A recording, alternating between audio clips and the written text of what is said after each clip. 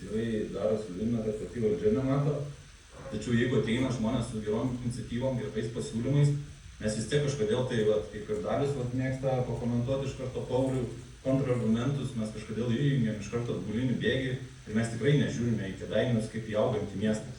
Mes tiesiog labai geras Pauliaus pasakymas buvo, tikrai aš jam pritariu, mes tiesiog darom tai, kad pabaigti pradėtų darbus. Bet kas rytoj bus, ir mes apie tai negalvojame ir kaip visi mes po to mušam savo į krūtinį ir sakom, mūsų miestas turi būti augantis ir ateities miestas, iš tikrųjų taip nėra. Tai aš tikrai linkiu palaikyti visiems racionalius sprendimus. Galbūt šiai dienai mes ten tikrai nesurasim tų milijonų visų, ko reikia šitiem projektam, bet turėti juos, pradėti judinti ir žingsnis step daryti priekį, tai manau, jos yra privaloma.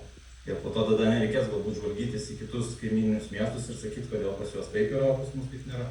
Ačiū.